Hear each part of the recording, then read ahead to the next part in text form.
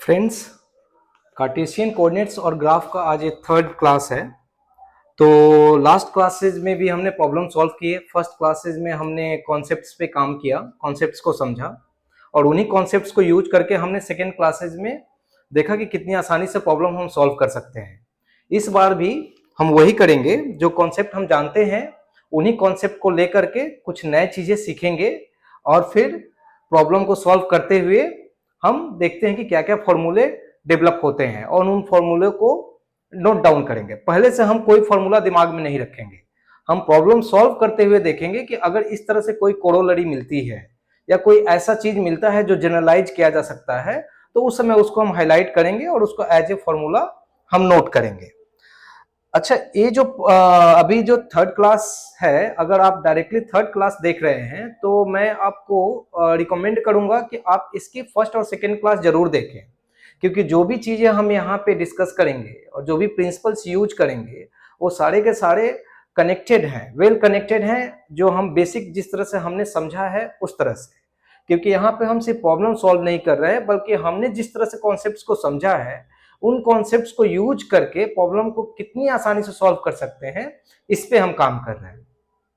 तो चलिए, अभी जो प्रॉब्लम हमारे पास आने वाले हैं, यहाँ पे प्रॉब्लम को सॉल्व करने के पहले मैं एक चीज आपको बताना चाहूंगा कि जब आप कार्टेशियन कोऑर्डिनेट्स और ग्राफ जब प्लॉट करने के लिए जा रहे हैं, तो पिछले क्लासेज में हमने लीनियर इक्वेशन की बात कही थी,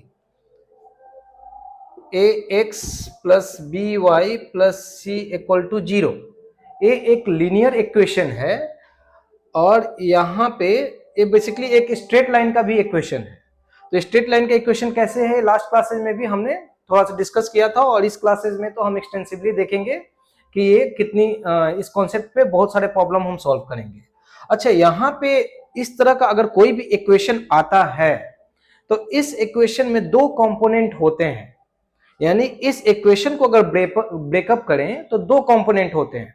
एक कंपोनेंट होता है कांस्टेंट,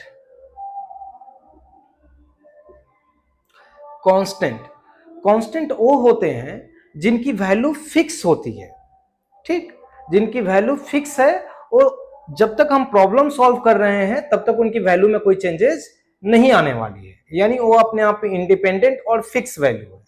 तो इस इक्वेशन में यहाँ पे ए, बी और सी, ये तीन पैरामीटर्स जो हैं ये कांस्टेंट है। दूसरा होता है वेरिएबल।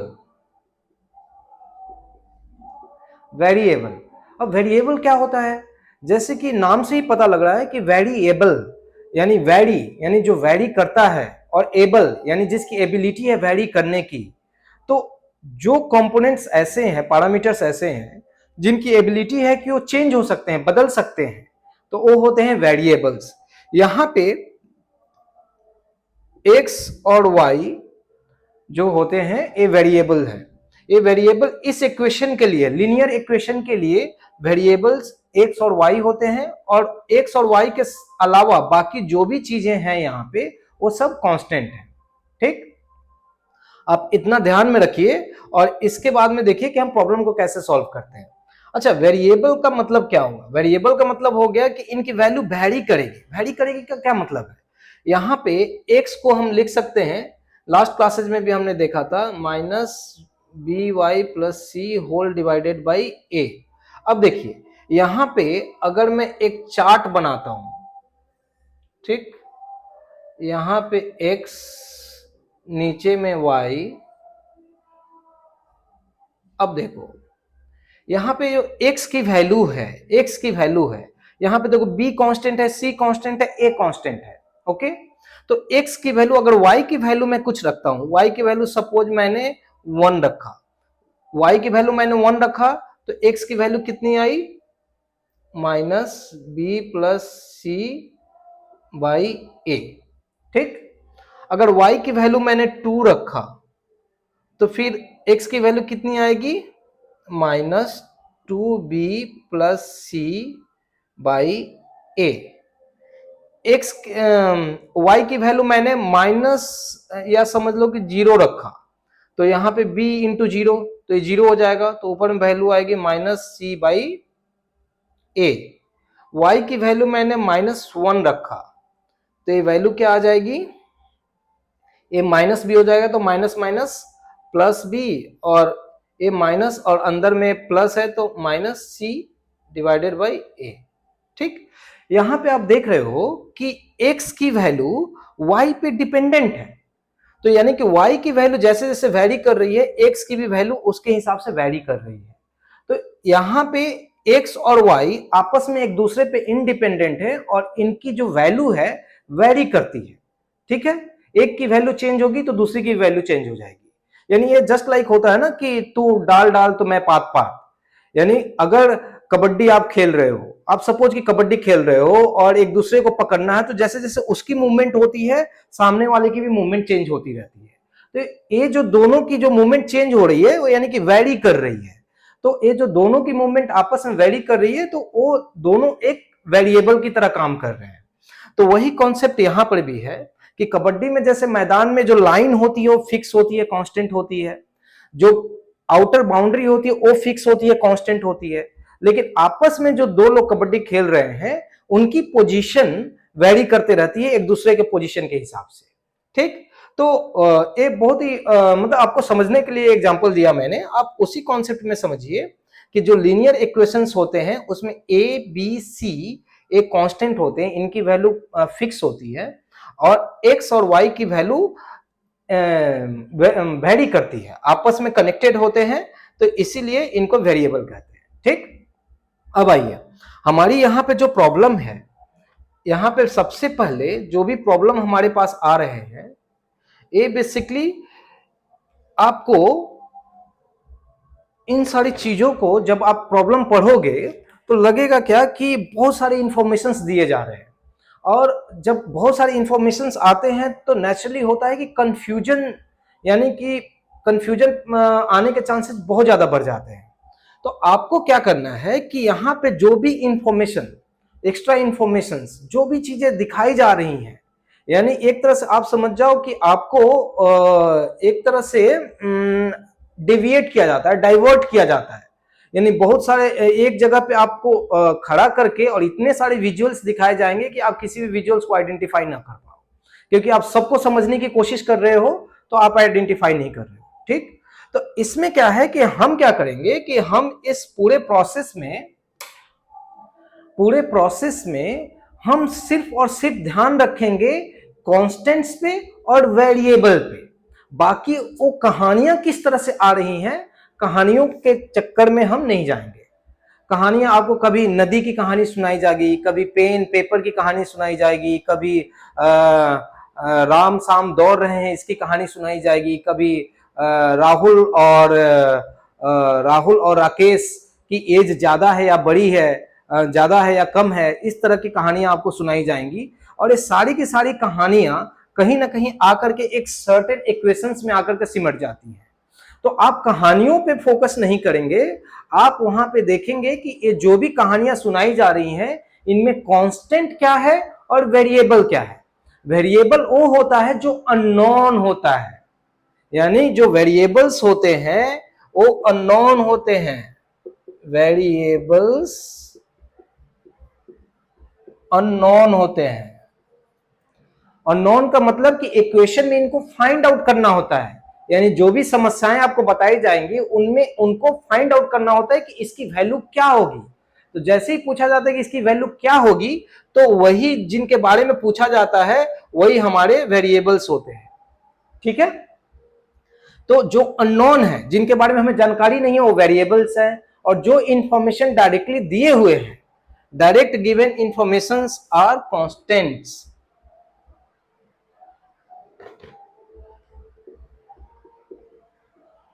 डायरेक्ट गिवन इंफॉर्मेशन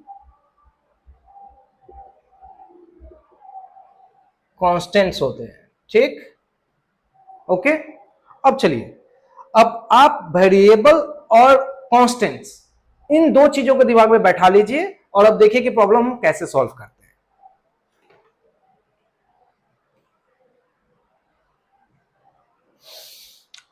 अभी प्रॉब्लम ये करना है कि let us express the following statements into simultaneous linear equations. जो भी फॉलोइंग स्टेटमेंट्स हैं उनको साइमल्टेनियस लीनियर इक्वेशंस में आपको व्यक्त करना है, यानी कि उसके फॉर्मेट में लिखना है। ठीक, लिखना अलग चीज होती है, सॉल्व करना अलग चीज होती है। तो अभी आपको बोल रहा है कि भाई पहले आप प्रॉब्लम बनाना सीख जाओ, सॉल्व करना हम इसके बाद में आपसे पूछेंगे।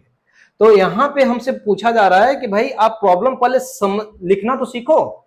चलिए तो हम सीखते हैं साइमल्टेनियस लीनियर इक्वेशंस। जैसे कि मैंने बोला A X plus B Y plus C equal to 0।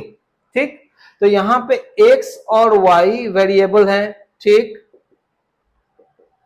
अब एक चीज आप जानकारी रखिए कि फॉर टू वेरिएबल्स का अगर वैल्यू निकालना है तो हमें दो इक्वेशन चाहिए। For two variables two equations, यानी कि दो वेरिएबल की वैल्यू एग्जैक्टली निकालनी है तो उसके लिए हमको दो इक्वेशंस चाहिए। अभी क्यों चाहिए होंगे, ग्राफिकली जब हम सॉल्व करेंगे तो हम आपको बताएंगे क्या कि ये जो इक्वेशन है ये क्या है, एक स्ट्रेट लाइन का इक्वेशन होता है। मान लो कि ये स्ट्रेट लाइन ऐसे जा रही है। ओके, अब मान लो कि इसमें बोला जा रहा है एक्स वाई की वैल्यू क्या है, तो एक्स की वाई की वैल्यू यहां पर भी है, यहां पर भी है, यहां पर भी है, यहां पर भी है, यहां पर भी, यहां पर भी है। ठीक, अब बोला जा रहा है कि पर्टिकुलरली एक्स और वाई की स्पेसिफिक वैल्यू निकालनी है। तो हो सकता है कि एक दूसरा स्ट्रेट लाइन ऐसे जा रहा हो। तो अब यहां पे जो इक्वेशन है इसको मान लो a1 b1 c1, तो a वाली इक्वेशन a हो गई। यहां पे जो इक्वेशन है a2x plus b2y plus c2 equal to 0। ठीक, तो यहां पे ये जो लाइन है ये इस इक्वेशन की है और ये जो लाइन है ये इस इक्वेशन की है। ठीक, अब ये दोनों इक्वेशन एक जगह पे एक दूसरे को इंटरसेक्ट करते हैं। तो यहां पे जो पॉइंट है, पॉइंट P, इसका तो कोई कोऑर्डिनेट होगा x और y। ठीक, x और y की वैल्यू इंफिनिटी हो सकती है इस लाइन पे, x और y की वैल्यू इंफिनिटी हो सकती है इस लाइन पे, लेकिन कोई एक कॉमन पॉइंट जो दोनों ही लाइन पे है तो कौन सा पॉइंट होगा जहां पे एक दूसरे को एक काटते हैं। ठीक, तो a वाली जो वैल्यू है x और y, इसको निकालते हैं। तो इसके लिए आप देखिए हमें दो इक्वेशन लगे ना, पहला इक्वेशन इस स्ट्रेट लाइन का, दूसरा इक्वेशन इस स्ट्रेट लाइन का, तब हम जाकर के एक एक्स और वाई की वैल्यू फिक्स हमें मिल रही है। अगर हमारे पास सपोज सिर्फ एक ही इक्वेशन होता, यानी ये नीचे वाली इक्वेशन नहीं होती, तो इस स्ट्रेट लाइन पे तो हम infinity numbers of x y के पॉइंट प्लॉट कर सकते हैं। तो एक्स वाई को पकड़ना मुश्किल होता क्योंकि वो एक जगह पे फिक्स होते ही नहीं। एक्स का वैल्यू कुछ रखते, वाई का वैल्यू कुछ और मिलता, फिर एक्स का वैल्यू कुछ रखते, वाई का वैल्यू कुछ और मिलता, और इस तरह करते यहाँ पे यहाँ पे यहाँ पे यहाँ पे यहाँ पे यहाँ पे यहाँ पे यहाँ पे, इस तरह करते करते इंफिनिटी तक के पॉइंट चले जाते। ठीक, तो ऐसे में क्या हुआ कि यहां पे हम एक्स और वाई की वैल्यू फिक्स नहीं कर पा रहे थे। वैल्यू कब फिक्स कर पा रहे हैं, जब एक दूसरी भी लाइन जा रही है, और तब ये जो पॉइंट हमें मिल रहा है कि भाई एक फिक्स वैल्यू चाहिए जो दोनों लाइन को इंटरसेक्ट करता है, जो दोनों के लिए कॉमन है, यानी एक्स और वाई की ऐसी वैल्यू जो दोनों के लिए कॉमन है, तो वो इसका इंटरसेक्शन पॉइंट होगा। तो कब आया, जब हमको ए भी एक इक्वेशन मिला और ए भी एक इक्वेशन मिला। ठीक, दो इक्वेशन मिले तो दोनों को हमने सॉल्व किया, तो यहां पे अल्टीमेटली एक पॉइंट मिला। सॉल्व कैसे किया, ग्राफ में प्लॉट कर दिया, इस लाइन को भी ग्राफ में प्लॉट किया, इस लाइन को भी ग्राफ में प्लॉट किया, जहां पे एक दूसरे को काटते हैं उसको हमने यहां से काउंट कर लिया कि इसकी डिस्टेंस यहां से कितनी है, इसकी डिस्टेंस यहां से कितनी है। तो इसकी डिस्टेंस यहां से x है और इसकी डिस्टेंस यहां से y है, तो p की वैल्यू xy हो गई, वही xy हमारा कॉमन पॉइंट हो गया। तो यहां पे साइमल्टेनियस इक्वेशन का मतलब होता है कि दो इक्वेशंस, ताकि एक्स और वाई की डेफिनिट वैल्यू मिल सके। ठीक, अब आइए अब थोड़ा प्रॉब्लम को सॉल्व नहीं करते बल्कि अभी प्रॉब्लम बनाते हैं। तो इस चीज को आप एक बार ध्यान से स्लो मोशन में फिर से एक बार रिवाइंड करके देख लीजिए। ठीक है, आइए।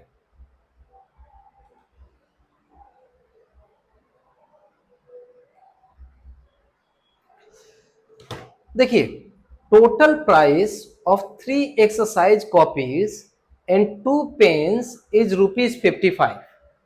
ठीक, total price of 3 exercise copies and 2 pens is ₹55. Total price of 4 exercise copies and 3 pens is ₹75. Okay, यहां पे देखिए कांस्टेंट क्या है, 3 एक्सरसाइज कॉपीज कांस्टेंट है, 2 पेन्स कांस्टेंट है, ₹75 कांस्टेंट है, 4 एक्सरसाइज कॉपीज कांस्टेंट है, 3 पेन्स कांस्टेंट है और 75 एक कांस्टेंट है। यानी ये सारे गिवन वैल्यूज हैं। हमें दिया क्या नहीं गया है, total price of 3 exercise copies and 2 pens, यानी कि एक एक्सरसाइज कॉपी का भी एक सर्टेन प्राइस होगा, हमें नहीं बताया गया। एक पेन का भी कोई सर्टेन प्राइस होगा, हमें नहीं बताया गया। ठीक, तो यहां पे अननोन क्या है, price of a exercise copy and price of a pen. Unknown है यहां पे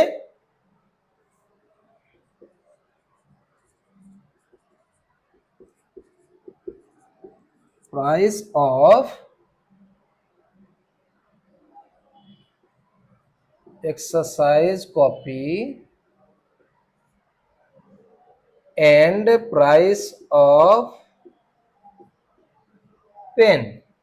ठीक, अब देखिए यहां पे price of 1 exercise copy and price of 1 pen आपको नहीं दिया गया है, क्योंकि अगर वो प्राइस दिया गया होता तो आप डायरेक्टली मल्टीप्लाई कर लेते। अच्छा, एक कॉपी का दाम इतना है तो 3 कॉपी का दाम इतना हुआ, फिर एक पेन का दाम इतना है तो दो पेन का दाम इतना हुआ।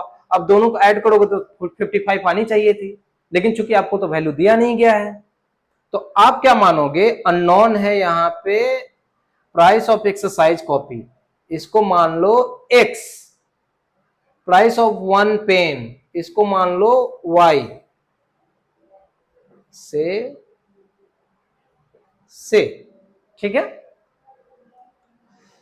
तो यहां पे ये आप समझने के लिए तो समझ लिया आपने, लेकिन प्रॉब्लम जब आपको लिखनी होगी तो आपको ऐसा लिखना होगा कि लेट अस से,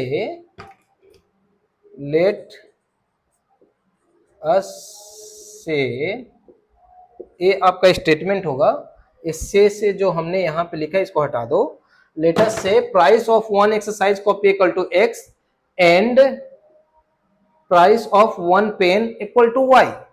ओके, अब आप देखो ये क्या कर रहा है, total price of 3 exercise copy, 3 exercise copy का प्राइस क्या हो जाएगा 3, एक कॉपी का प्राइस क्या है x, तो 3 का मतलब 3x, एंड 2 पेन्स, एंड का मतलब ऐड कर रहा है इसके साथ में 2 पेन्स, 2, एक पेन का दाम कितना है y, तो 2 पेन का दाम कितना हो गया 2y, तो ये दोनों का वैल्यू मिलाकर के कितना आ रहा है 55। ओके, फिर दूसरी लाइन में क्या बोल रहा है, टोटल प्राइस, टोटल का मतलब कि ऐड करना है भाई, जो भी है अलग अलग उन सबको ऐड करना है। ये आप वर्डिंग्स पे ध्यान दीजिए, आपने कांस्टेंट समझा, वेरिएबल समझा, और वर्डिंग्स को आप ध्यान दीजिए, क्योंकि इसी में कभी अभी मैं ऐड कर रहा हूं, नेक्स्ट इक्वेशन में आएगा कि सब्सट्रैक्ट करने की जरूरत पड़ेगी। तो ओवरऑल आपको वर्डिंग्स पे ध्यान देना है, समझना है कि ये पूछ क्या रहा है। मैं इसकी स्टोरी पे ध्यान देने के लिए नहीं बोल रहा हूं, आप इसके वर्डिंग्स पे देखिए। टोटल का मतलब कि भाई सबको इकट्ठा कर रहा है। Total price of 4 exercise copy, 4 exercise copy, एक कॉपी का दाम है x, तो 4 कॉपी का दाम हो गया 4x, तो total of 4 exercise copies and 3 pens plus 3 pen का दाम हो गया भाई 3y इक्वल टू 75 रुपीज। ठीक, ये हो गए आंसर। मतलब आपने साइमल्टेनियस इक्वेशन में इसको अभी डिपिक्ट कर दिया। आपसे अभी इतना ही पूछा जा रहा था, अभी आपको x और y की वैल्यू निकालने के लिए नहीं बोली गई है, तो जब तक नहीं बोला गया हम नहीं निकालेंगे। ऐसा नहीं है कि नहीं निकालेंगे, हम बिल्कुल निकालेंगे, लेकिन पहले इस स्टेप को अच्छे से समझ लेते हैं। चलिए अब नेक्स्ट प्रॉब्लम,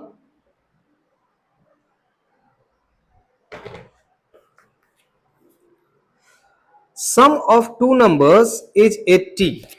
देखिए, आइए, बहुत मजेदार क्वेश्चन है। अब धीरे धीरे आप समझेंगे कि एक बार प्रॉब्लम आप बनाना, कैसे प्रॉब्लम को एक्सप्रेस करना है, अगर आप सीख जाएंगे तो सॉल्यूशन कैसे निकलता है। Sum of two numbers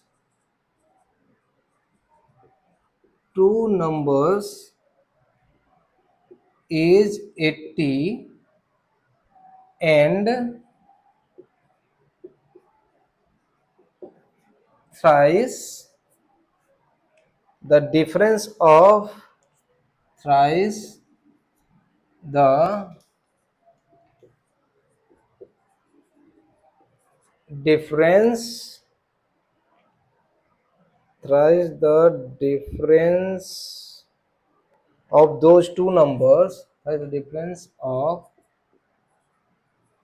those two numbers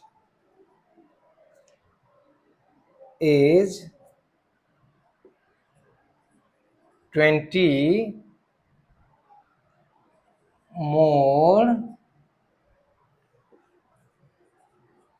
than the larger number।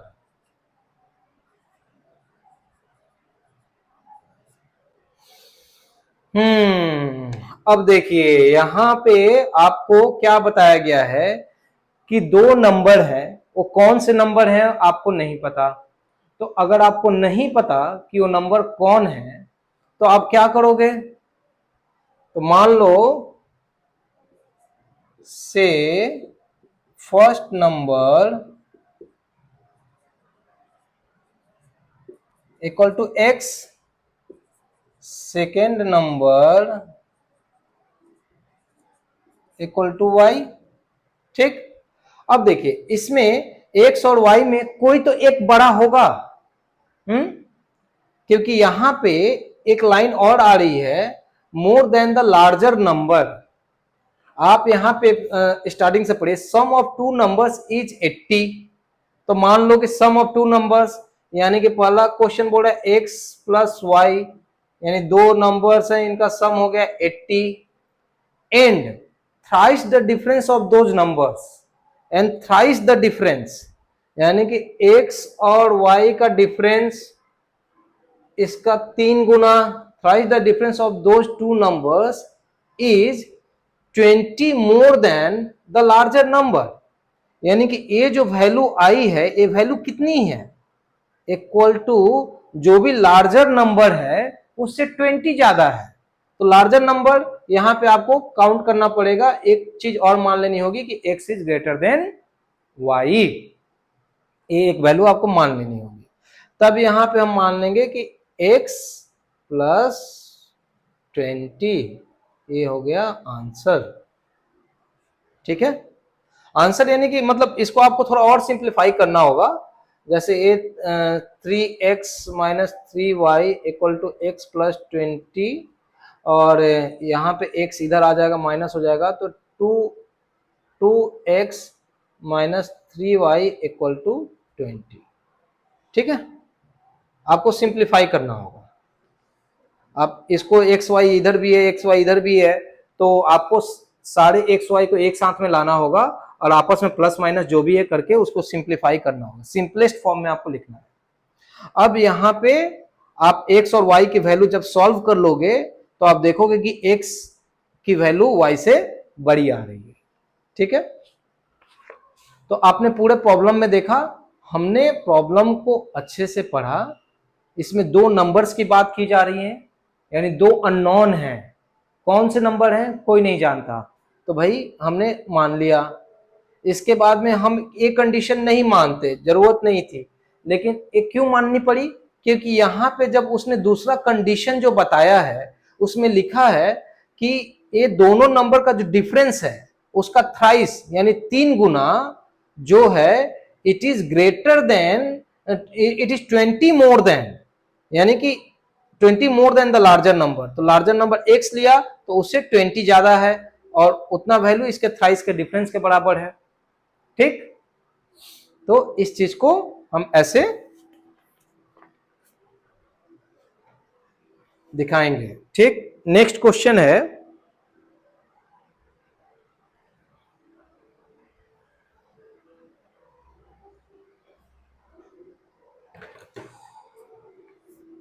देखिए, when 2 is added, when 2 is added to both the numerator and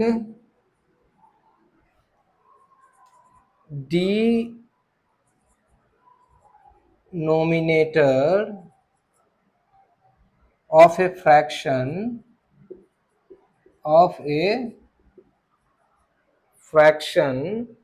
its value will be, its value will be 7/9, and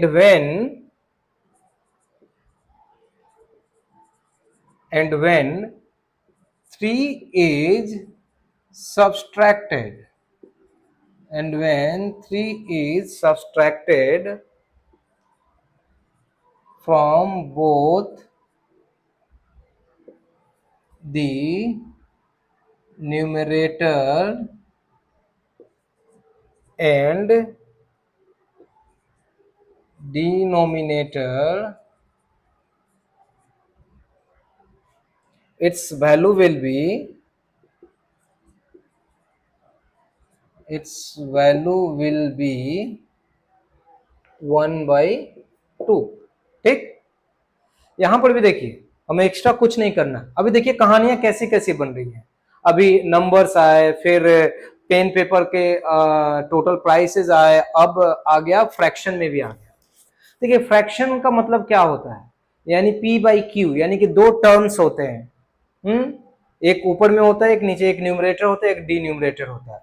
यहाँ पे fraction के बारे में total बात की जा रही है, लेकिन फ्रैक्शन में जो चीज यहां पे बताया जा रहा है कि जो हमें नहीं पता है कि यहाँ पे न्यूमरेटर क्या है, न्यूमरेटर नहीं पता है, डिनोमिनेटर नहीं पता है, ये दो अननोन है। तो ये दो अननोन है तो इसको भाई मान लेते हैं x,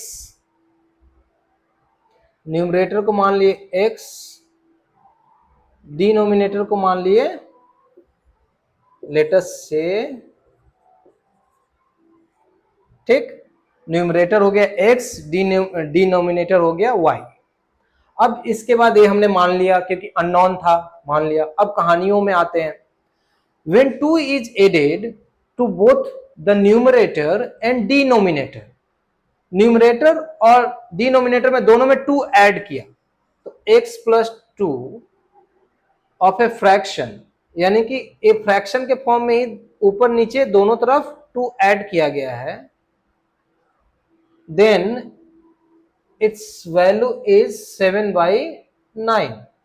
अब जैसे आप देखो ये तो नॉर्मल फॉर्म में नहीं है, आप क्रॉस मल्टीप्लाई करो, इसको सिंप्लीफाई कीजिए, इसको लिखिए और 9 से इधर मल्टीप्लाई हो जाएगा, 7 से इधर मल्टीप्लाई हो जाएगा, 9 into x plus 2 equal to 7 into y plus 2। Basically हम सिंप्लीफाई करने का मतलब क्या है, मेरा जो फाइनल इक्वेशन है A X plus B Y plus C equal to 0 इस फॉर्म में आना चाहिए। ठीक, तो तब हम मानते हैं कि भाई हमारा इक्वेशन एक स्टैंडर्ड फॉर्मेट में हम लेकर के चले आए। ये रेशियो में है, स्टैंडर्ड फॉर्मेट नहीं है, तो मुझे सिंप्लीफाई करना है। ये हो गया 9x plus 18 equal to 7y plus 14। अब आप सबको इस साइड लेकर के आइए, 9x minus 7y plus 18 minus 14 equal to 0 और 9x minus 7y plus 4 equal to 0। A equation 1, यानी पहले कंडीशन से आपको ए इक्वेशन मिला। ओके, दूसरा कंडीशन क्या है, कि and when 3 is subtracted from both the numerator and denominator its value will be 1/2। यानी अभी क्या था कि न्यूमरेटर और डिनोमिनेटर में दोनों में 2 ऐड किया तो इतनी वैल्यू आती है। अब दोनों में आप सब्सट्रैक्ट करोगे तो कितनी वैल्यू आएगी। अब उसको x minus 3 divided by y minus 3 कर दो। मैं पूरा सॉल्व नहीं करूंगा क्योंकि इसी फॉर्मेट में आएगा अल्टीमेटली। मैं जस्ट इसको लिख रहा हूं एक लाइन। ये कहना चाहता है कि x minus 3 by y minus 3 equal to 1/2। अब इसको आप सॉल्व करो, सॉल्व करके ऐसे ही इक्वेशन 2 के फॉर्म में कोई इक्वेशन 2 में डेवलप कर लो। हो गया आपका प्रॉब्लम। चलिए, अच्छा एक और अभी इंटरेस्टिंग क्वेश्चन है, चलिए उस पे आते हैं। एक कंप्लीट हुआ।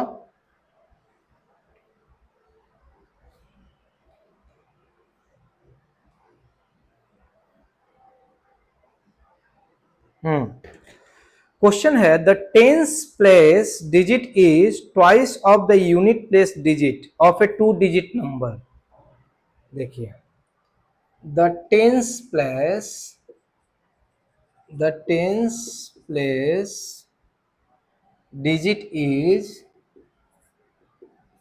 digit is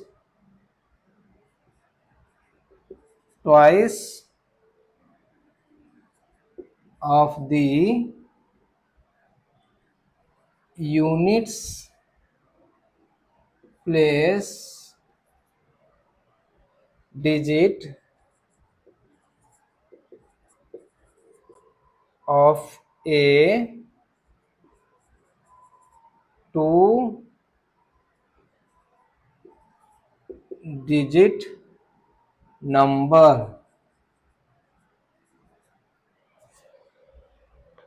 if the digits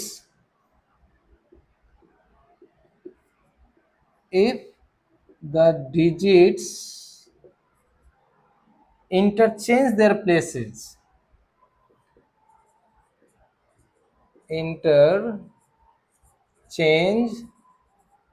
their places,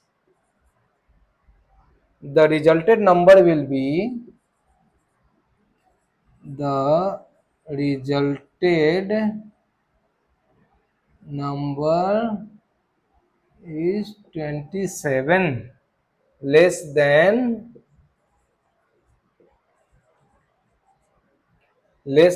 the original number, less than the original number। Okay, अब देखिए यहां पे आप स्टोरी के कॉन्टेक्स्ट को समझिए। यहां पे जो इंपॉर्टेंट चीज है कि भाई टेंस प्लेस डिजिट है, यूनिट प्लेस डिजिट है, 1000 प्लेस का भी हो सकता है, 10,000 प्लेसेस भी हो सकते हैं। तो अगर किसी नंबर के बारे में बात की जा रही है तो नंबर तो भाई बहुत सारे हो सकते हैं। यूनिट डिजिट का भी यानी सिंगल डिजिट का नंबर हो सकता है, 2 डिजिट का हो सकता है, 3 डिजिट का, 4 डिजिट का, 500 कुछ भी हो सकता है। तो यहां पे सबसे पहले आपको आइडेंटिफाई करना है कि अच्छा, एक तो साइमल्टेनियस इक्वेशंस की हम बात कर रहे हैं तो हमारे पास वेरिएबल 2 ही होंगे। मतलब अंडरस्टैंडिंग के लिए आप समझ लो कि आपके प्रॉब्लम में 2 ही वेरिएबल आएंगे। तो यहाँ पे बाय डिफॉल्ट यहाँ पे आपको लिखा भी है कि 2 डिजिट नंबर है, 2 डिजिट नंबर। तो 2 डिजिट नंबर जैसे 10 2 डिजिट नंबर है, 11 2 डिजिट नंबर है, 12 2 डिजिट नंबर है। आप जनरली देखोगे क्या कि 10 तो खैर 10 है, आप अगर यहाँ पे 11 को आप लिखते हो 10 यूनिट वाले डिजिट की जगह पर 10 प्लस वाई, ठीक। इसी तरह 12 को लिखते हो 10 इंटू 1 प्लस 2, यानी कि यहाँ पे यूनिट वाले प्लेस पे 2 है, 10th वाले प्लेस पे 1 है, 1 है, 1 है। और 10 को आप क्या लिखोगे, 10 इक्वल टू यूनिट वाले प्लस पे तो 1 है, प्लस यूनिट वाले प्लस पे 0 है, 10th वाले प्लेस पे 1 है। तो इस तरह से आप जनरली एक्सप्रेस करते हो 2 डिजिट नंबर को। यानी कि कहना ये है कि अगर आपको पता है कि फर्स्ट डिजिट और सेकेंड डिजिट 2 डिजिट नंबर में क्या है, तो नंबर की जो वैल्यू होगी, नंबर की जो वैल्यू होगी वो आप एक्सप्रेस करोगे इस फॉर्मेट में। ठीक, यानी कि मैं अगर आपको बोलूं कि कोई 2 डिजिट नंबर है एक्स वाई, मान लो ये यूनिट डिजिट है और ये 10th डिजिट है, ये यूनिट डिजिट है और ये है 10th डिजिट है, 10th प्लेस डिजिट है, 10th place, 10th place digit है। 10th प्लेस डिजिट का मतलब 10 से उस डिजिट को मल्टीप्लाई करेंगे। ठीक, तो अब देखना कि यहां पे जो वैल्यू है, ये नंबर है लेकिन इसकी वैल्यू क्या है, 10 इंटू 10th प्लेस वाली डिजिट प्लस यूनिट प्लेस पे जो वैल्यू है वो उसको ऐड हो रहा है। तो यहां पे let us 10th place digit is twice of the units place digit of the 2 digit number if the digits interchange their places. तो मान लो कि let us say number is, let us say number is xy। ठीक, देन वैल्यू ऑफ नंबर क्या होगा,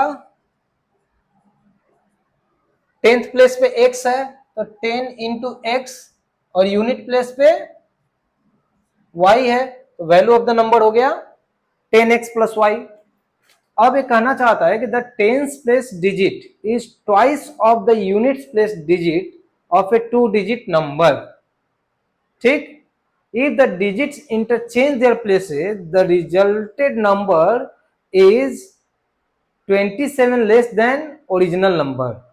अब बताइए the 10th place digit, यानी कि 10th प्लेस डिजिट क्या है, x is twice the unit place digit, यानी x की वैल्यू कितनी है, twice the unit place digit, यानी twice the unit place digit. As simple as that. ए हो गया आपका इक्वेशन। अब इसको दोनों को एक साइड में लेकर चले आओ तो x minus 2y equal to 0। ए हो गया पहला इक्वेशन। इसके बाद में बोल क्या, if the digits interchange their places, यानी कि अब x की जगह पे y आ जाए, y की जगह पे x आ जाए, द रिजल्टेड नंबर इज, तो अगर प्लेसेस चेंज हो जाएंगे तो रिजल्टेड नंबर क्या होगा, ओरिजिनल नंबर ये है तो आफ्टर प्लेस चेंज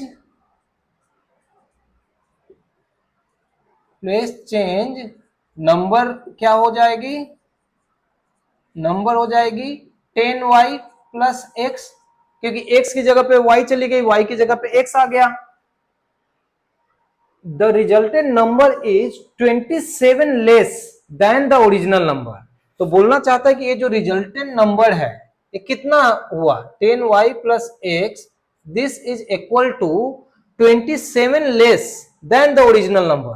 तो ओरिजिनल नंबर क्या है 10x प्लस y और इसमें से क्या है 27 कम है, यानी ओरिजिनल नंबर से 27 माइनस करोगे तब इसके बराबर आएगा। हो गया, अब इसको सॉल्व कर लो। 10y प्लस x, अब इसको सबको एक साइड में लेकर के आओ, minus 10x minus y plus 27 equal to 0। ये तो आप समझ ही रहे हो कि इधर जो भी माइनस है इक्वल टू के साइन के इधर आएगा तो प्लस हो जाएगा, अगर उधर डिवीजन होता तो इधर आकर मल्टीप्लीकेशन हो जाता। अच्छा, अब इसको आप सॉल्व कीजिए, देखिए 10y से y माइनस हो गया तो 9y और माइनस 10x के साथ में प्लस x जुड़ेगा तो माइनस 9x और प्लस 27 इक्वल टू 0। 9 कॉमन हो जाएगा, 9 आप कॉमन ले लो तो a हो जाएगा y minus x plus 3 equal to 0। अब ये जो 9 है उधर जाकर डिवाइड कर लो तो भी वो हो जाएगा y minus x plus 3 equal to 0। ठीक है, ये हो गया दूसरा इक्वेशन। अब आपको लग रहा होगा यार पहले तो x को लेकर के चले आते, कोई नहीं, वो भी आप कर सकते हो, लेकिन उसे कुछ खास अंतर नहीं पड़ेगा। माइनस आपने कॉमन लिया तो x आ गया माइनस वाई -3 इक्वल टू 0। अब ये जो माइनस है, इस माइनस को उधर ले जाकर डिवाइड कर दो तो वैल्यू उतनी ही रहेगी, यानी कि वैल्यू, क्योंकि 0 है ना भाई, 0 में किसी चीज से डिवाइड करोगे तो 0 ही आता है, तो ये वैल्यू आ जाएगी x minus y minus 3 equal to 0। तो यानी कि ए एक्सप्रेशन भी 2 के बराबर है, ए एक्सप्रेशन भी 2 ही है। अब जैसे लिख लो, इसमें कोई दिक्कत नहीं आती। तो आपने देखा कि ये जो प्रॉब्लम है, हमने अभी प्रॉब्लम सॉल्व नहीं किए, हम जस्ट प्रॉब्लम को लिखना सीख रहे हैं। अगर हम लिखना सीख गए अच्छे से तो सॉल्व करना तो इसके बाद में कुछ भी नहीं है। ठीक, चलिए नेक्स्ट देखते हैं। Let us express the following statements into linear equation in two variable and draw the graph of the equations. Okay, चलिए अब थोड़ा सा मजेदार है। अभी तक हमने क्या किया कि पेन पेपर पे इनको कैसे लिखते हैं इक्वेशंस को, ये हमने देखा। अब आपसे पूछा जा रहा है कि भाई आप इन इक्वेशंस को डेवलप करो और इसके बाद इन्हें ग्राफ पे प्लॉट भी करो। ओके, चलिए देखते हैं।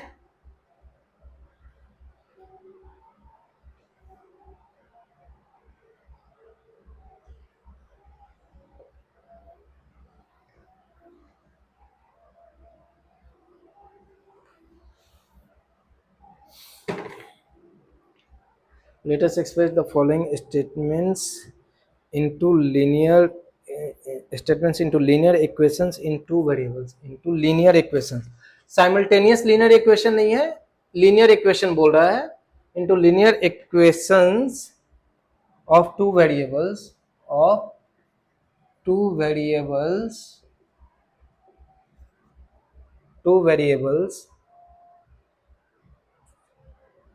and draw the graph of the equations and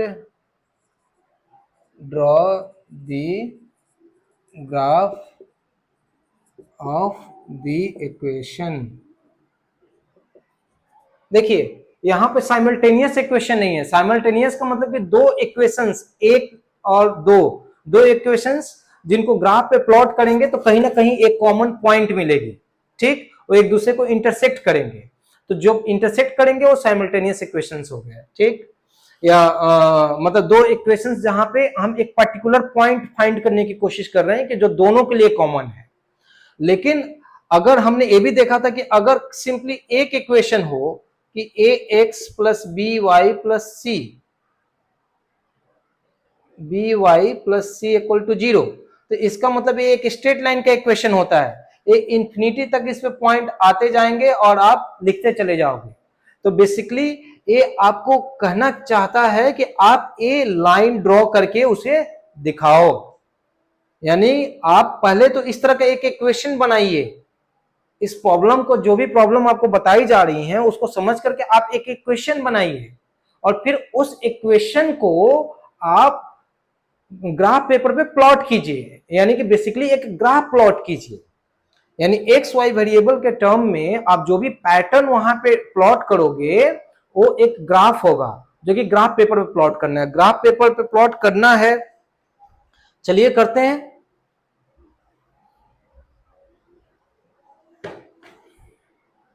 problem है at present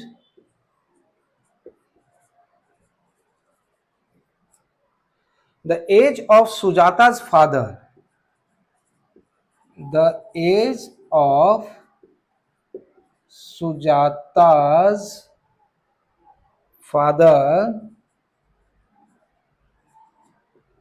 is more than the age of Sujata, more than the age of Sujata by 26 years।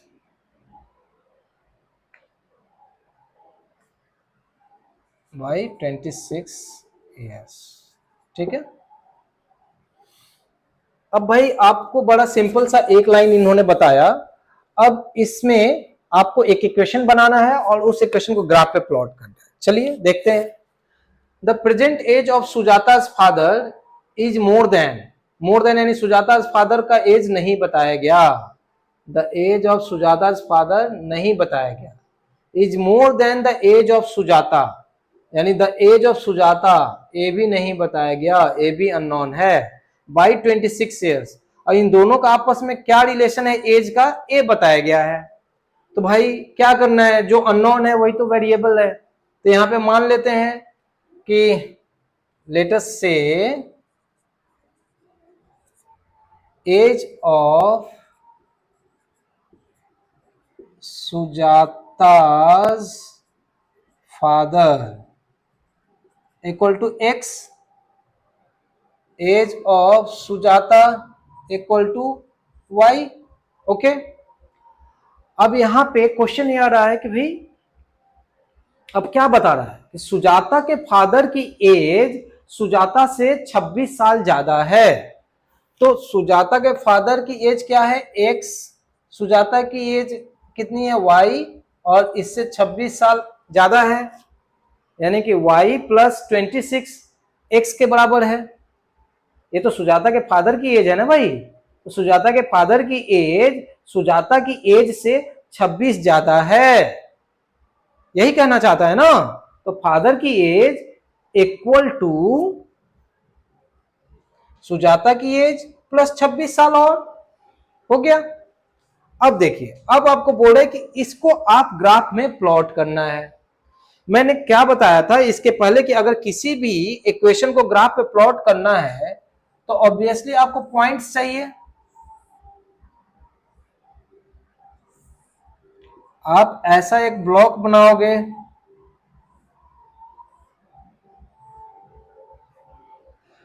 Graph कुछ भी नहीं है, एक प्लेन पेपर है जिस पे ग्रिड पैटर्न में डिस्टेंसेस को मार्क किया होता है। हमने कोऑर्डिनेट्स के शुरुआत में ही समझा कि सब कुछ यहाँ पे डिस्टेंस का खेल है। ग्राफ पे क्या होता है कि ग्रिड पैटर्न में छोटे छोटे ब्लॉक्स बनाए होते हैं, तो उससे हम डिस्टेंस काउंट करके और प्लॉट कर पाते हैं।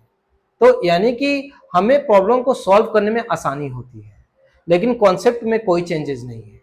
यानी कि ओवरऑल वहां पे सिर्फ और सिर्फ डिस्टेंस को ही लेकर के हम सारी चीजें ये करते हैं। डिस्टेंस यानी कि एक्स और वाई की वैल्यू, एक्स यानी कि अलोंग द अब्सिसा जो डिस्टेंस ट्रेवल करते हैं, वाई यानी अलोंग द ऑर्डिनेट जो डिस्टेंस ट्रेवल करते हैं। ठीक, तो इस तरह किसी भी पॉइंट का जो कोऑर्डिनेट होता है वो एक्स कॉमा वाई होता है। एक्स क्या है, अलोंग द अब्सिसा कितना डिस्टेंस गया, और y क्या है, अलोंग द ऑर्डिनेट कितना डिस्टेंस गया। ओके, तो अब आपको ग्राफ अगर प्लॉट करना है, ग्राफ का मतलब मैंने क्या बोला था, पैटर्न। पैटर्न क्या होता है, कोई भी पैटर्न, आप एक पॉइंट अपने आप में पॉइंट होता है, लेकिन जब दो चार पॉइंट मिलते हैं ना, तो उन सारे पॉइंट्स को आप कनेक्ट करते हो, तो वो जो पैटर्न बनता है उसको ग्राफ कहते हैं। तो भाई दो चार पॉइंट को कनेक्ट करने के लिए पहले चार पॉइंट तो चाहिए आपको, और चार पॉइंट बनाने के लिए आपको क्या चाहिए, चार पॉइंट के कोऑर्डिनेट्स चाहिए। चार पॉइंट के कोऑर्डिनेट्स का मतलब क्या होता है, चार पॉइंट पे हर पॉइंट की एक्स और वाई की वैल्यू चाहिए। ठीक, तो यहां पे ऑलरेडी बोला कि ये एक ग्राफ का इक्वेशन है। अब एक ग्राफ दिखता कैसे है, ये आपको ग्राफ पेपर पे बना करके दिखाना है। ठीक, तो बना करके दिखाना है, तो इसका मतलब कि हम कोई चार पॉइंट निकालेंगे इस ग्राफ पे, कोई भी चार पॉइंट जो कि इस ग्राफ के लिए ही बना है, वो सारे के सारे पॉइंट्स इसी ग्राफ पे हो, और वो चार पॉइंट्स हम ग्राफ पेपर पे हम फिजिकली प्लॉट करेंगे, उनको पॉइंट को कनेक्ट करेंगे, वही तो हो गया मेरा विजुअल रिप्रेजेंटेशन। ठीक, ये इक्वेशन है, उसको विजुअली हमें ग्राफ पेपर पे दिखाना है, ये हमारा प्रॉब्लम है। यहां तक कैसे आते हैं ये हम इसके पहले वाले सेक्शन में बहुत अच्छे से समझ गए। अब ग्राफ पे कैसे प्लॉट करते हैं इसके लिए आ जाओ।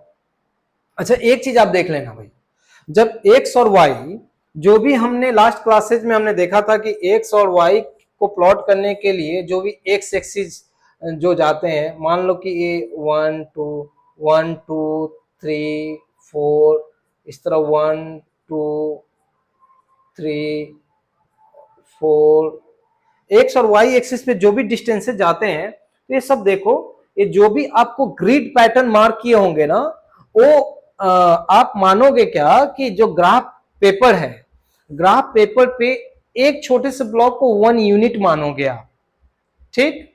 और मतलब along the x axis etch जो छोटा छोटा स्क्वायर होता है, ग्राफ ऐसे होता है ना भाई, ग्राफ पेपर ऐसे होते हैं आपके,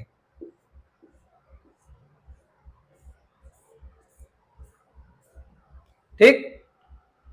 तो यहां पे आप देखोगे छोटे छोटे स्क्वायर बने हैं, तो यहां पे आपको लिखना होगा कि along the x axis, along x axis one small square, one small square equal to 1 unit, ठीक है। वन स्मॉल स्क्वायर यानी एक छोटा स्क्वायर का जो डिस्टेंस है वो 1 यूनिट के बराबर है। ये आपको ये लाइन लिखनी पड़ेगी ग्राफ पेपर के नीचे में। और इसी तरह आप लिखोगे कि along the y axis, along the y axis one small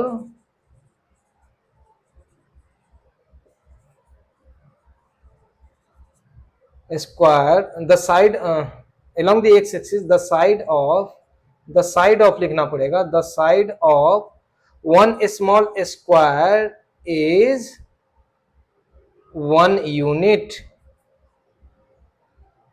यहां पर भी लिखो along x axis side of one small square, side of one small square equal to 1 unit. यानी कि आपको अगर कोई भी पॉइंट्स बताए जाएंगे तो आप कैसे प्लॉट करोगे भाई। आपको मान लो कि बोला जाए x की वैल्यू 4 है, y की वैल्यू 5 है, तो कहां पे 4 कहां पे 5, आप आपका यहां पे टेक होगा कि ये जो छोटे छोटे स्क्वायर के साइड हैं, तो अलोंग द एक्स एक्सिस एक छोटा जो इसका स्क्वायर का साइड है इसको हम 1 यूनिट मानते हैं। तो 4 जाने का मतलब ये 4 साइड काउंट करेंगे, यानी 4 स्क्वायर काउंट करेंगे, 1 2 3 4। तो ये हो गई मेरी 4 वाली पॉइंट। इसके बाद में y की वैल्यू 5 है, तो फिर y के छोटे छोटे यूनिट आप काउंट करोगे 1 2 3 4 5। तो यहां पे आप आ गए, तब एक पॉइंट फिक्स हुई, सपोज ये पॉइंट हो गया P1, ठीक। तो इस तरह से आप ग्राफ पे ईच एंड एवरी पॉइंट को प्लॉट करोगे। अब देखो इसमें कैच क्या है, इसमें कैच है कि अगर जो x और y के वैल्यू अगर इंटेजर्स आते हैं, आपको होल नंबर्स आते हैं, प्रिसाइजली अगर वो होल नंबर्स आते हैं, इंटेजर्स आते हैं, भाई इंटेजर का मतलब होल नंबर का लार्जर रेंज, यानी प्लस माइनस सारे वैल्यूज को ले लेते हैं तो इंटेजर्स। तो इंटेजर्स आते हैं तो आप क्या करोगे, आप ये तो स्क्वायर के साइड काउंट कर लोगे, अच्छा इतना स्क्वायर इधर मूव करना है, इतना स्क्वायर इधर मूव करना है, ठीक। तो कोई आसानी से आप सॉल्व कर लोगे। लेकिन अगर ये वैल्यू x की वैल्यू आ जाए 0.5, ठीक, y की वैल्यू आ जाए 1/3 यानी 1/3, सपोज x की वैल्यू आ गई 0.5 और y की वैल्यू आ गई 1/3, तब क्या करोगे, तो थोड़ा सा डिफिकल्ट हो जाएगा, क्योंकि आप यहां पे 1 1 1 2 3 4 5 आसानी से काउंट कर सकते हो। 0.5 ठीक है, 0.5 के लिए आप 1 यूनिट का मिडिल वाले पॉइंट को आप ले लो, 0.5 हो गया। y का 1/3, y का मतलब 1/3 अगर होता है, यानी एक छोटा यूनिट का 3 भाग डिवाइड करो, उसका एक ले लो। लेकिन ये सब बोलने में जितना आसान लग रहा है ना, ये प्लॉट करना उतना आसान नहीं होता। और ऐसे में क्या होगा कि जब आप प्रॉब्लम सारे पॉइंट्स को जब क्रॉस करोगे, तो चूंकि आपके पॉइंट एग्जैक्ट सही पोजीशन पे आपने नहीं पुटअप किए हैं, तो जो इक्वेशंस बनेंगे ग्राफ में एक मान लो कि आपका पॉइंट यहां पे आपने इस पॉइंट को ये किया, तो अब जो भी पॉइंट लाइन जानी है यहां से चली गई। अब यहां से जाने की वजह से ये देखो, ये सारी की सारी लाइन कहां से जा रही है। अगर यही लाइन मेरी यहां से जानी होती तो देखो आप पूरा का पूरा ग्राफ ही चेंज हो जाता है, पूरा का पूरा ग्राफ ही चेंज हो जाता है, ठीक। तो खैर आइडिया ये है कि जब भी आप यहाँ पे x और y की वैल्यू जब सॉल्व करोगे तो कोशिश ऐसा करोगे कि x की वैल्यू या कोई y की वैल्यू, यहाँ पे x की वैल्यू जैसे निकालनी है, y की वैल्यू आपको कुछ पुट करनी है, ठीक। तो y की वैल्यू अगर पुट करनी है तो आप y की ऐसी वैल्यू पुट करोगे ताकि x की वैल्यू फ्रैक्शन में न आए। इस चीज का आप जहां तक हो सके आप कोशिश करोगे, ठीक।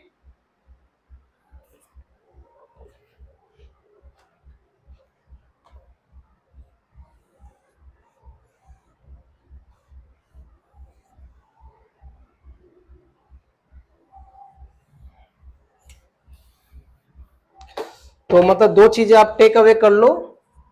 Try to avoid fraction value of x and y, ठीक है। क्योंकि भाई प्रॉब्लम ऑलरेडी कॉम्प्लिकेटेड है, उस पर एडवेंचर नहीं करना है, ठीक। ऑलरेडी कुछ प्रॉब्लम ऐसे आएंगे कि जो आपसे एडवेंचर कराएंगे, लेकिन जब आएगा तब हम करेंगे, लेकिन अपने से हम थोड़ा इसको सावधानी से रखेंगे, ठीक। इसके बाद में फाइंड आउट, दूसरा पॉइंट होगा find out at least 3 points that is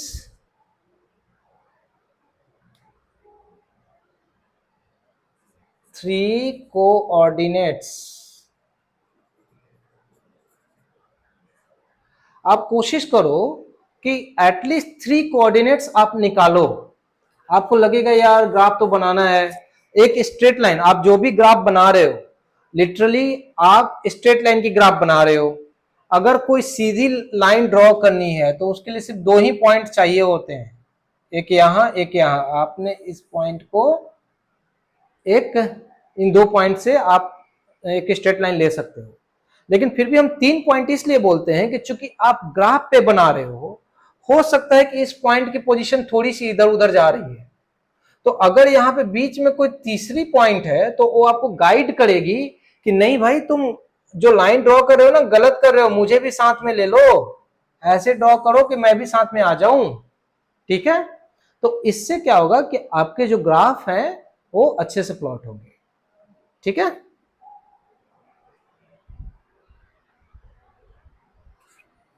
तो इसीलिए जनरली हम 3 पॉइंट कंसीडर करेंगे सॉल्व करने का।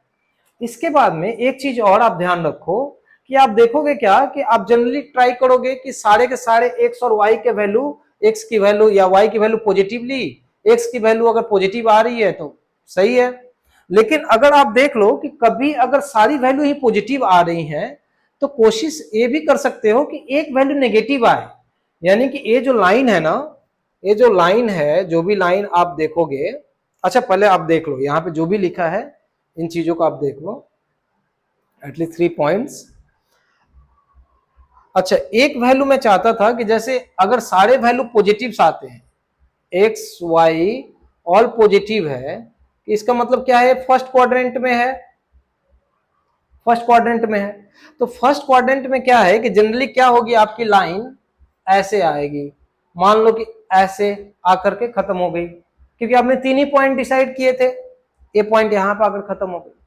अब सपोज आपको साइमल्टेनियस इक्वेशन सॉल्व करने हैं, यानी कि एक दूसरी भी लाइन को सॉल्व करना है, तो उसका इक्वेशन समथिंग ऐसा आया कि वो फोर्थ क्वाड्रेंट में ऐसे आकर के आपने 3 पॉइंट लिए, ऐसे आकर के खत्म हो गए, ठीक। तो ऐसे आकर खत्म हो गए। अब तो भाई आप तो देख रहे हो कि आपके ग्राफ में तो कहीं मिल ही नहीं रहे हैं, एक दूसरे को इंटरसेक्ट नहीं कर रहे हैं। जब इंटरसेक्ट नहीं कर रहे हैं तो आप वैल्यू कैसे निकालोगे एक्स वाई की, यानी आपको तो अगर साइमल्टेनियस इक्वेशन को सॉल्व करना हो तो एक्स और वाई की वैल्यू अलग अलग चाहिए ना। तब आप क्या करोगे कि 3 पॉइंट आपने प्लॉट कर दिए, आप उसी लाइन को आगे इधर और पीछे इधर स्केल की मदद से आप एक्सटेंड करोगे। इसी तरह ये जो लाइन है ना इसको भी आगे एक्सटेंड करोगे, और तब ये जहां पे एक दूसरे को काटते हैं इस पॉइंट को आइडेंटिफाई करोगे। फिर इस पॉइंट की लोकेशन आप ऐसे और ऐसे मार्क करोगे, ठीक है। इस पॉइंट को लोकेशन आपको फाइंड करनी है ना, तो डिस्टेंस फाइंड करनी है। तो एक्स एक्सिस से आप इसकी डिस्टेंस फाइंड करो कि भाई 1 2 3 4 5 6 7, यानी एक्स की वैल्यू हो गई 7 और 1 2, वाई की वैल्यू हो गई 2, यानी 2 स्क्वायर ऊपर की तरफ जा रहा है, 7 स्क्वायर एक्स एक्सिस की तरफ आ रहा है। तो इस पॉइंट पे वो दोनों एक दूसरे को इंटरसेक्ट करते हैं। ठीक, इस तरह से आपको सॉल्व करना है।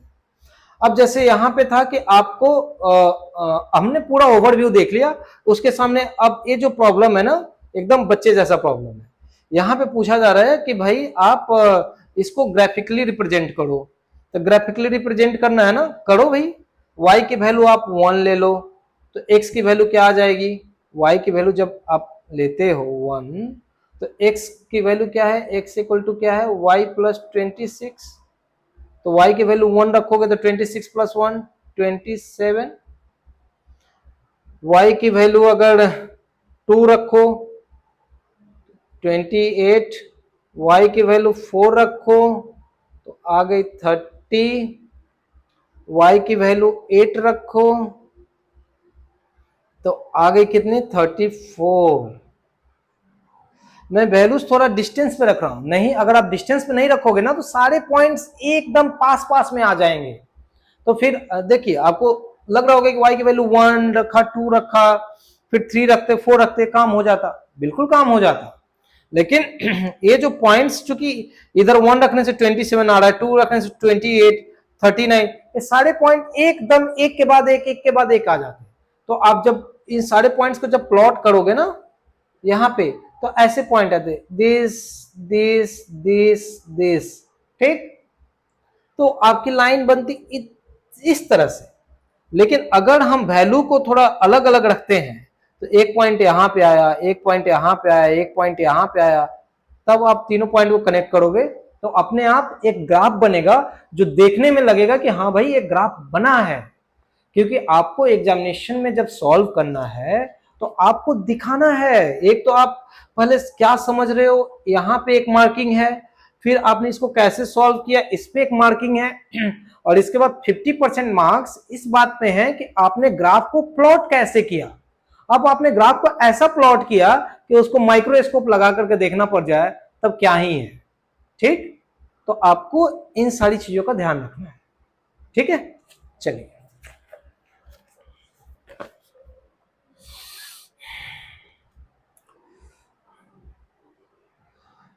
अब इसी तरह से कुछ क्वेश्चंस हैं,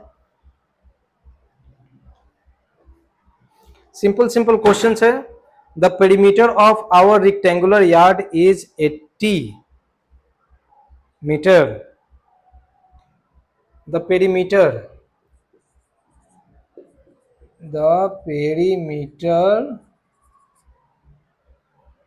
of our rectangular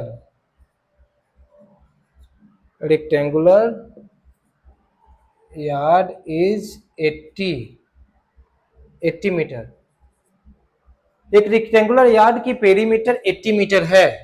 इस चीज को आपको पहले इक्वेशन में बताना है, फिर इसको ग्राफ पे शो करना है। तो पेरीमीटर इक्वल टू क्या होता है, rectangle perimeter, perimeter of a rectangle equal to होता है 2 इंटू लेंथ प्लस ब्रेथ। ठीक, यहां पे क्या आपको लेंथ बताया है, नहीं बताया है, ब्रेथ बताया है, नहीं बताया है। ओके, तो आप क्या मानोगे भाई, let's say length equal to x and breadth equal to y. तो अब ये कहना चाहता है कि पेरीमीटर 80 मीटर की है, तो 2 into x plus y equal to 80, 2 से a कट गया 40 और x equal to 40 minus y. ठीक, ये आपका इक्वेशन हो गया। इक्वेशन तो बेसिकली आपका इक्वेशन के टर्म में अगर आपको सिर्फ दिखाना हो तो आप दिखाओगे that is X plus Y minus 40 equal to 0। ये हो गया आपका इक्वेशन। अगर सिर्फ इक्वेशन आपको शो करना होता तो आप ऐसे शो करते, लेकिन चूंकि आपको ग्राफिकली सॉल्व करना है तो इसका मतलब है कि आपको x और y का वैल्यू निकालना है। तो अब यहाँ पे एक बॉक्स बनाओ, यहाँ पे x, यहाँ पे y। अब देखो x इक्वल टू कितना है 40 माइनस वाई, 1 2 3, ठीक। अब देखो y की वैल्यू मैंने 1 ली, यहाँ पे 1 पुट करो तो 40 में से 1 जाएगा 39। y की वैल्यू मैंने 10 ली तो 40 में से 10 माइनस होगा कितना आएगा 30। y की वैल्यू मैंने -5 ली तो यहाँ पे y की वैल्यू -5, तो माइनस माइनस प्लस, तो ऊपर में हो जाएगा 45। y की वैल्यू मैंने 0 ले ली, y की वैल्यू 0 पुट करो तो x की वैल्यू क्या हो जाएगी 40, ठीक। तो इस तरह से आपको x और y की वैल्यू मिल गई, यानी कि आपको 4 कोऑर्डिनेट्स मिले। अगर पॉइंट्स P1 का कोऑर्डिनेट है x1 y1, that's corresponds to, आप लिखोगे 39,1। P2 को लिखो x2, y2 corresponds to 30,10। P3 x3, y3 that's correspond to 45, -5। P4 यहाँ पे x4, y4 that's corresponds to 40, 0। ये हो गए 4 पॉइंट्स मिल गए आपके, P1, P2, P3 and P4। अब इन पॉइंट को आपको ग्राफ पे प्लॉट करना है। ग्राफ पे पॉइंट प्लॉट कीजिए, सारे पॉइंट्स को आप स्ट्रेट लाइन से मैच कीजिए, जो भी आपके मतलब पैटर्न दिखेंगे वही इसका ग्राफ हो गया, ठीक। तो इस तरह आप यहाँ पे उस लाइन पे इंफिनिटी पॉइंट्स हो सकते हैं। मतलब ये जो ब्लॉक में हमने 4 ही पॉइंट्स निकाले, इस तरह के इंफिनिटी पॉइंट्स आप निकाल सकते हैं। जैसे हम बार बार बोल रहे हैं कि एक स्ट्रेट लाइन पे इंफिनिटी पॉइंट्स होते हैं, लेकिन भाई इंफिनिटी अगर 4 से ही हमने एक लाइन बना दी, अब इंफिनिटी तक उसको हमको बस स्केल से एक्सटेंड करना है, इंफिनिटी आगे की तरफ, इंफिनिटी पीछे की तरफ, ओके। चलिए, of the two numbers 5 times larger number equal to 8 times of the smaller one।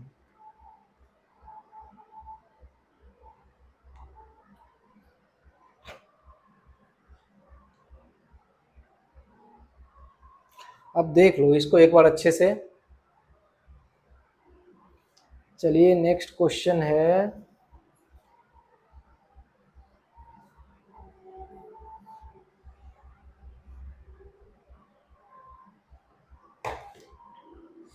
Next question है, of the two numbers 5 times of larger number equals to 8 times of a smaller one. ठीक है, देखिए, of the two numbers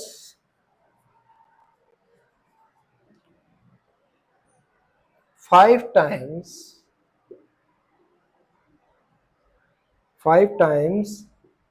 of larger number equals to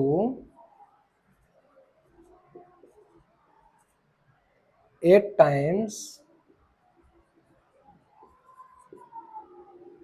of the smaller one।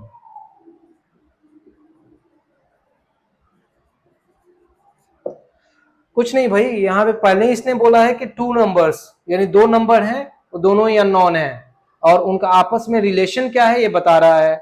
से first number equal to x लिख दो भाई यहाँ पे, say second number equal to y. अब बोल रहा है कि इसमें एक नंबर बड़ा है एक छोटा है, आप ये भी मान लो कि x is greater than y, ठीक है। अब बोला 5 times of larger number equals to, तो 5 टाइम्स ऑफ लार्जर नंबर 5 से x इक्वल्स टू कितना है 8 times of a smaller number, ये हो गया वैल्यू। तो ये तो मान लो कि आपका इक्वेशन हो गया, यानी इक्वेशन आप 5x minus 8y equal to 0 लिख सकते हो। लेकिन दैट इज आपको सॉल्व करना है ना इसको, x इक्वल टू क्या हो जाएगा 8y बाई 5। अब देखो भाई यहां पे वही आने वाला है जो हमने कहा था कि आपको कोशिश करनी है x equal to 8y by 5 और ये हो गया y। देखो अब x ए फ्रैक्शन में आ रहा है, मतलब अभी तक वैल्यू आया नहीं है। अब डिपेंड करता है कि y की वैल्यू आप यहाँ पे क्या रखते हो, क्या क्या एज्यूम करते हो। तो जो भी वैल्यू आप y की रखोगे उसके हिसाब से x की वैल्यू अपने आप चेंज होती जाएगी, उसकी पोजीशनिंग चेंज होगी, दोनों वेरिएबल है। तो मुझे क्या करना है, देखो ये 5 से डिवीजन हो रहा है, 8 को तो 5 से डिवाइड कर नहीं सकते, तो y की ऐसी ऐसी वैल्यू रखनी है कि वो 5 से डिवाइड हो जाए। तो y के जो वैल्यू 5 से डिवाइड हो जाए तब ऊपर में नीचे में कुछ नहीं बचेगा, फ्रैक्शन कुछ नहीं बचेगा, डायरेक्टली मल्टीप्लाई होगा, x की वैल्यू हमें होल नंबर की मिलेगी। तो आप क्या करोगे, सबसे पहले तो भाई ये देख लो कि y की वैल्यू आपने 0 रखी, y की वैल्यू 0 रखी, मल्टीप्लाई हो गया तो x की वैल्यू 0 आ गई। ठीक, दूसरी y की वैल्यू यहाँ पे 5 रख दो, 5 5 कैंसिल आउट हो जाएगा, 5 5 कैंसिल आउट तो ऊपर में हो गया 8। y की वैल्यू अगर आप 10 रख दो तो x की वैल्यू क्या आ जाएगी भाई 16 आ जाएगी। अब y की वैल्यू आप -20 रख दो। ठीक, तो इसमें क्या है कि माइनस इंटू माइनस, तो ये माइनस का साइन आ गया, और y की वैल्यू 20 है तो 4 से डिवाइड हो जाएगा, ऊपर में आ जाएगा 32। अब देखो ये आपके 4 पॉइंट्स मिले, P1 P2 P3 and P4। इसकी वैल्यू है 0 0, इसकी वैल्यू है 8 5, इसकी वैल्यू है 16 10 और P4 की वैल्यू है -32 -20। अब ये 4 पॉइंट्स को आप ग्राफ पे प्लॉट कीजिए, कैसे प्लॉट करते हैं हम डिस्कस कर चुके हैं, और अब देखिए जो ग्राफ आता है वही आंसर है।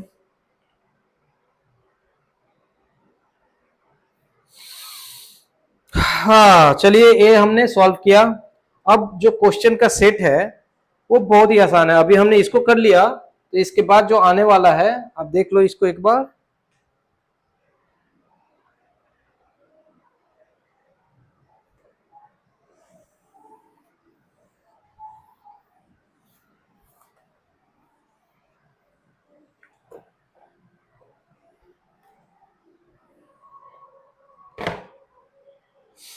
Let us draw the graph of following equations.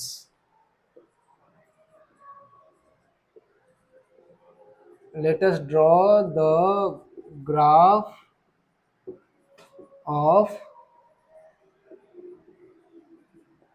following equations.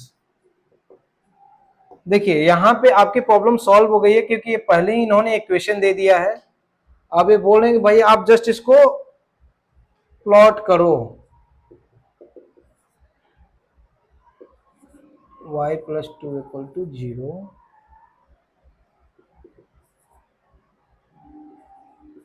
x = 3 - 4y,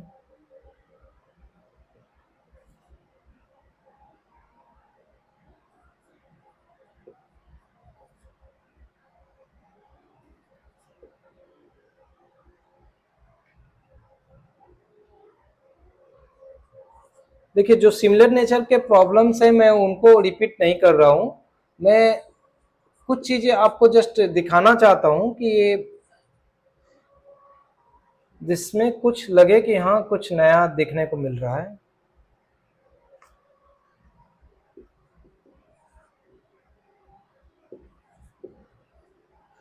ठीक है, इन सब में थोड़ा बहुत आपको कुछ, जैसे देखिए इस तरह के प्रॉब्लम्स को कैसे सॉल्व करना है आप जानते हो, इस तरह के प्रॉब्लम को कैसे सॉल्व करना है आप बिल्कुल जानते हो, अभी अभी हमने इसको सॉल्व किया।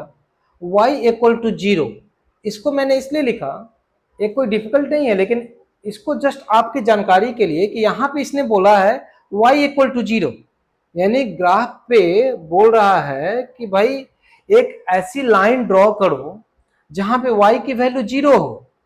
तो भाई लाइन नहीं, एक ग्राफ बोल रहा है, तो ग्राफ ऐसा कौन सा लाइन है, A Y O Y dash X O X dash.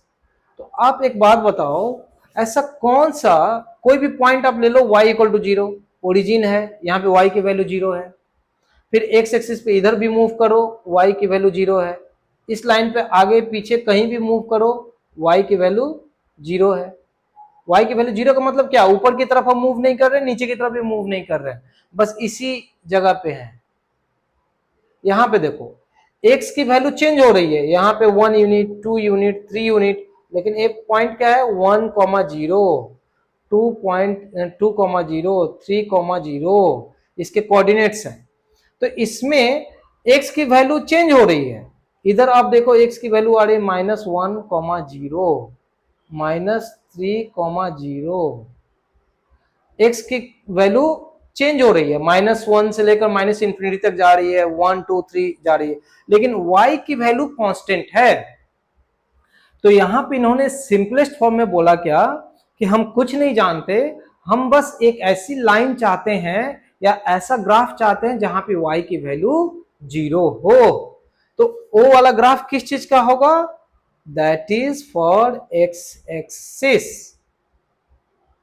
तो अगर किसी ने बोला कि इक्वेशन फॉर x एक्सिस क्या है, equation for x axis is y equal to 0, ठीक।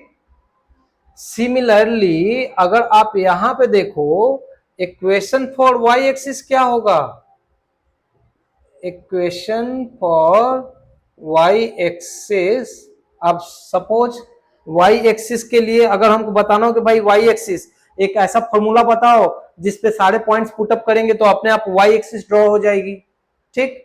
कैसे होगी, आप मान लो कि y एक्सिस पे a पॉइंट है, इस पॉइंट की डिस्टेंस ऊपर में a 1 यूनिट है, लेकिन x की वैल्यू क्या है, x तो ट्रेवल नहीं किया कुछ भी, x 0 हो गया 1 यूनिट हो गया, फिर ऊपर में 1 यूनिट और बढ़ा, तो यहां भी x हॉरिजेंटल कोई मूवमेंट नहीं है, तो x की वैल्यू 0 2, फिर इसी तरह x की वैल्यू 0 3, x की वैल्यू 0 4, x की वैल्यू 0 0 क्यों हो रही है, क्योंकि हम हॉरिजेंटल कोई मूवमेंट नहीं कर रहे हैं, जो भी मूवमेंट हो रहा है वर्टिकल हो रहा है। तो y एक्सिस का मतलब ही क्या है, movement upward in vertical direction या downward in vertical direction. Downward में भी देख लेते हैं, यहां भी x का कोई मूवमेंट नहीं है, y की वैल्यू फिर इस तरह से 0 -2 0 -3, इस तरह से आप वर्टिकल डाउनवर्ड मूव हो रहा है, वर्टिकल अपवर्ड मूव हो रहा है। तो इस केस में आप देखो y की वैल्यू कुछ भी हो रही है, लेकिन एक जो चीज है जो कांस्टेंट है कि x की वैल्यू 0 है। तो equation for y axis is x की वैल्यू 0, यानी ऐसा इक्वेशन जहां पे y की वैल्यू कुछ भी रख दो तुम, कोई फर्क नहीं पड़ता, बस x की वैल्यू तुम 0 बनाए रखो, x की वैल्यू तुम 0 बनाए रखो, y की वैल्यू कुछ भी रख दो अपनी मर्जी से, हम उसको केयर नहीं करते। तब जो इक्वेशन मिलता है वो इक्वेशन है y एक्सिस का, ठीक। तो हम समझ गए कि ए y इक्वल टू 0 का मतलब क्या है, क्या सिग्निफिकेंस है। अब देखना, इसके बाद में आता है कि भाई x इक्वल टू 5, तो x इक्वल टू 5, इस सिमिलर राउंड में क्या कहना चाहता है कि x की वैल्यू 5 होगी, कोई भी पॉइंट जहां पे x की वैल्यू 5 हो। तो मान लो a 1 2 3 4 5, एक पॉइंट हुआ जहां पे x की वैल्यू 5 है, इस पॉइंट पे x की वैल्यू 5 है, y की वैल्यू 0 है।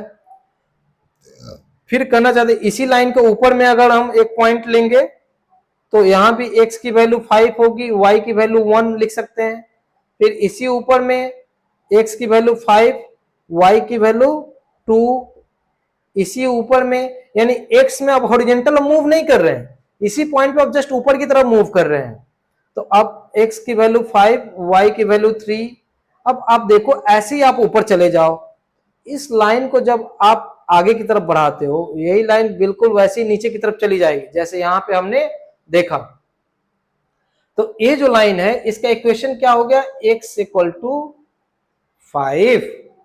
ठीक, यानी यहां पर भी ये डोंट केयर ऐसी चीज में है, इसको बस पता है कि भाई मुझे 5 स्टार दे दो, बाकी x को y को जो देना है दे दो, इन्फिनिटी दे दो, मुझे कोई फर्क नहीं पड़ता, मुझे बस 5 स्टार चाहिए, मुझे एक 5 दे दो, बाकी मुझे कुछ नहीं चाहिए, y को आपको जो देना है दे दो। तो इसमें क्या है कि आप देख रहे हो कि x इक्वल टू 5, यहां पे x इक्वल टू 0 रहने पे वो y एक्सिस हो गया, x इक्वल टू 5 रहने पे क्या है कि y एक्सिस से 5 डिस्टेंस पर एक सीधी लाइन हो गई। अब ये जो लाइन है, ये लाइन और इस लाइन के बीच का जो डिस्टेंस है हमेशा 5 है, ये जो है डिस्टेंस है ये 5 है। ठीक है, ये जो डिस्टेंस है 5 है। तो क्या होता है कि जब दो लाइन का बीच का डिस्टेंस हमेशा ही इक्वल रहे तो उन लाइंस को पैरेलल लाइंस बोलते हैं। when distance between two lines is constant, constant का मतलब कोई चेंज नहीं हो रहा है, इस लाइन और इस लाइन के बीच में डिस्टेंस 5 है तो यहां भी 5 है, यहां भी 5 है, कहीं भी चेंज नहीं हो रहा है, constant, then these lines are parallel to each other। ठीक है, अब आपको लग रहा हो यार ये पैरेलल का बोल रहे हो, लाइन मिलती कैसे है? अरे इसके पहले हमने बताया था ना कि एक लाइन ऐसे जा रही है, एक लाइन ऐसे जा रही, तो देखो ये तो यहीं पे मिल गई, एक पॉइंट ऑफ इंटरसेक्शन आया था ना।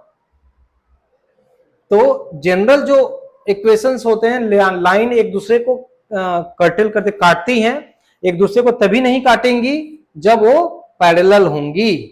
तो पैरेलल होंगी तो आप समझ जाओ कि यहाँ पे x इक्वल टू 5 का मतलब y एक्सिस के पैरेलल में जो भी लाइन जा रही है उसका इक्वेशन होगा इस फॉर्म में। इसी तरह y माइनस 2, अब देखो y माइनस 2 क्या होगा फिर,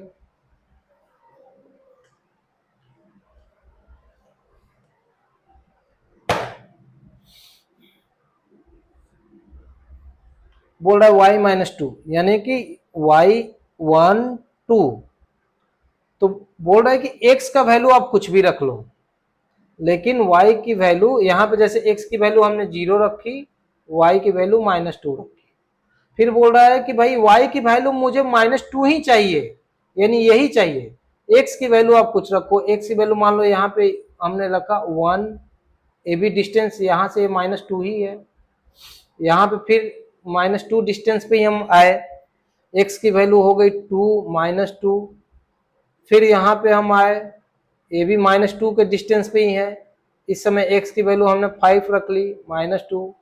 तो ये बोल रहा है कि ये सारे पॉइंट्स को जब कनेक्ट करेंगे ना हम, तो ये सबका ये जो डिस्टेंस है ये -2, ऊपर से -2 है, ऊपर से -2 है, यानी ये जो लाइन है x एक्सिस के पैरेलल है, यानी this line is parallel to x axis,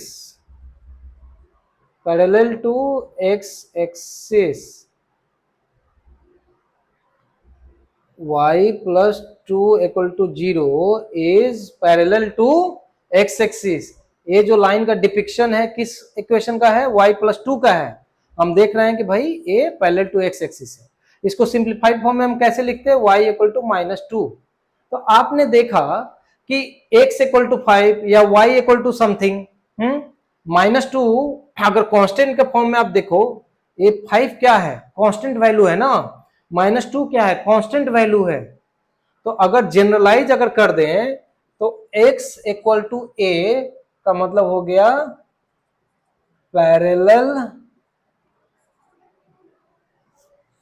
parallel to y axis y equal to v का मतलब हो गया पैरेलल टू x एक्सिस।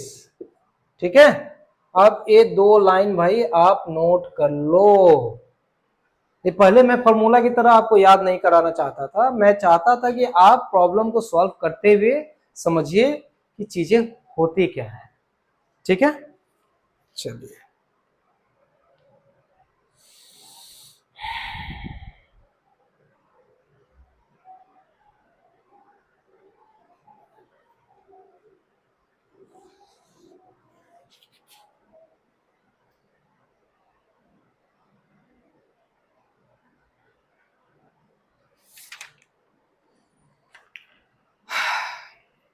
अब देखिए, कुछ जो प्रॉब्लम्स आने वाले हैं ये सब तो आप सॉल्व कर लोगे, बहुत आसान है।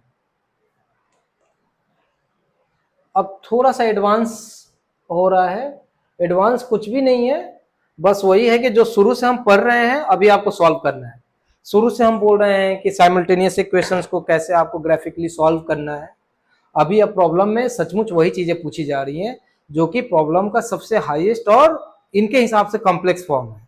लेकिन हम शुरू से ही डिस्कशन में इस पॉइंट को लेकर के चल रहे हैं और अभी तक आप वेल कन्वर्सेंट हो चुके होंगे कि साइमल्टेनियस इक्वेशंस होते क्या है, उनमें एक्स और वाई की वैल्यू कैसे अलग अलग निकालेंगे, और एक इक्वेशन को जैसे एक ग्राफ को प्लॉट कर देते, एक लाइन प्लॉट कर दी, दूसरी लाइन को भी प्लॉट कर देंगे जहां पे वो लाइन एक दूसरे को कट रही है उस पॉइंट का हम डिस्टेंस मेजर कर लेंगे, एक्स और वाई डिस्टेंस, हो गया सॉल्यूशन।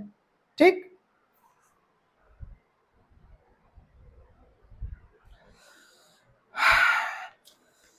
क्लास लगभग 1.5 घंटे की हो चुकी है।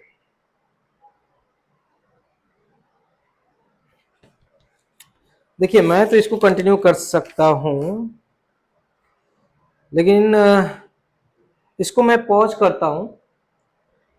अभी इसी कंटिन्यूएशन में मैं क्लास को रिकॉर्ड जरूर कर रहा हूं, लेकिन इसको मैं नेक्स्ट पार्ट में एज ए वीडियो अपलोड करूंगा। ठीक है, ताकि अभी तक जो भी चीजें आपने सीखी, आपने पढ़ी, इसको आप अच्छे से डाइजेस्ट कर लीजिए। और इसके बाद में जो हम सबसे लास्ट कैटेगरी के जो प्रॉब्लम है उनको हम सॉल्व करेंगे। उसके पहले आपने जो भी अभी तक सीखा सारे बेसिक्स थे, कॉन्सेप्चुअल थे, और जो हम अभी एडवांस्ड जिसको बोलकर सॉल्व करने वाले हैं उसका भी लगभग 80% टच आपको ऑलरेडी मिल चुका है इस क्लास में। नेक्स्ट पार्ट में हम जो भी करेंगे कुछ भी एक्स्ट्रा नहीं होगा, बस वो जो 80% जो टच आपको मिला है उसको हम बोर्ड पे डिस्प्ले करके देख लेंगे कि भाई कैसे करते हैं। मतलब हम जस्ट सॉल्व करके प्रॉब्लम्स को देखेंगे और हम समझ पाएंगे कि जो भी हम अभी कर रहे हैं ये ऑलरेडी हमारे नॉलेज में किस तरह से ऑलरेडी फिट हो चुका है। ठीक है, तो चलिए मिलते हैं नेक्स्ट पार्ट में। तब तक आप इसको अच्छे से रिवाइज कीजिए, और अगर कुछ प्रॉब्लम्स आते हैं आप कमेंट सेक्शन में कमेंट कीजिए, हम एड्रेस करने की कोशिश करेंगे। Okay, thank you.